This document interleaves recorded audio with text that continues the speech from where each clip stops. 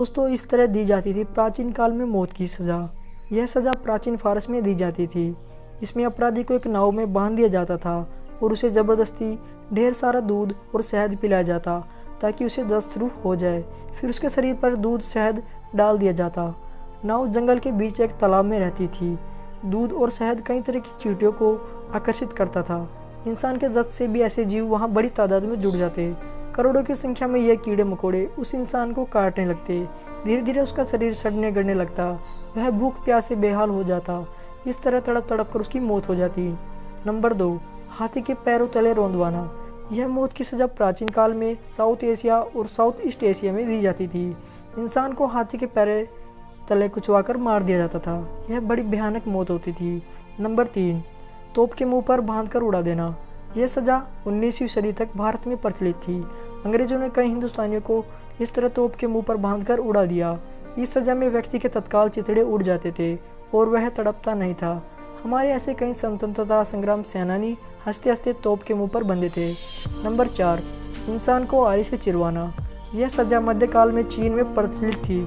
इसमें व्यक्ति को सीधा खड़ा करके या उल्टा लटकाकर दोनों तरह से आरी से चीरा जाता था। सीधा खड़ा करके इंसान के बीच से काट दिया जाता था जिससे उसकी तुरंत मौत हो जाती। लेकिन उल्टा लटकाने वाला तरीका ज़्यादा दर्दनाक होता था क्योंकि तब शरीर से लिंग तक चीरा जाता था लेकिन दिमाग एक्टिव रहता था, इसलिए व्यक्ति को भयंकर दर्द का एहसास होता था। नंबर 5, घोड़ों से बांधकर खिंचवाना। यह सज़ा रोमन साम्राज्य में दी जाती थी। इसमें व्यक्ति के हाथ पैरों को चारों दिशाओं में 4 घोड़ों के साथ बांध दिया जाता था। इसके बाद घोड़े विपरीत दिशाओं में ताकत लगाकर चलने लगते। इससे व्यक्ति के हाथ पैर शरीर से अलग हो जाते और बेहद दर्द और शौक से उसकी मौत हो जाती।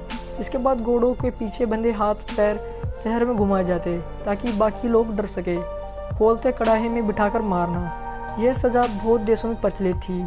इसके लिए कड़ाहे में पानी या तेल भरा जाता और व्यक्ति को बिठाकर नीचे से आग लगा दी जाती। तेल या पानी धीरे धीरे गर्म होता, व्यक्ति की तड़प बढ़ती जाती। इसका प्रयोग मारने के साथ साथ टॉर्चर करने और राज उगलवाने के लिए करना होता था। नंबर 6, लिंगची कहलाने वाले क्रूर तरीका।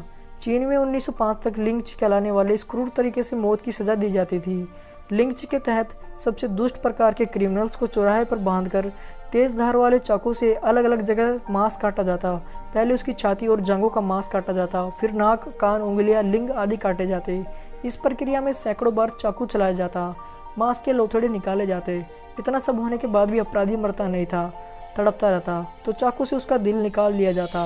अगर शासक को किसी अपराधी पर थोड़ी दया आ जाती तो लिंग से पहले उसके अफीम पिला दी जाती ताकि उसे दर्द का एहसास कम हो। नंबर 7, भूखे शहरों के सामने डाल देना। प्राचीन रोम में एम्फी थिएटर और कोलोसियम बनाए गए थे। वहाँ मनोरंजन की एक्टिविटीज़ होती थी।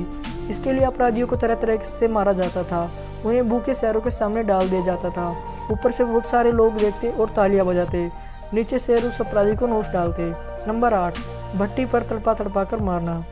यह आग में जलाने से भी ज़्यादा क्रूर है क्योंकि इसमें धीरे धीरे तड़पकर मौत होती थी।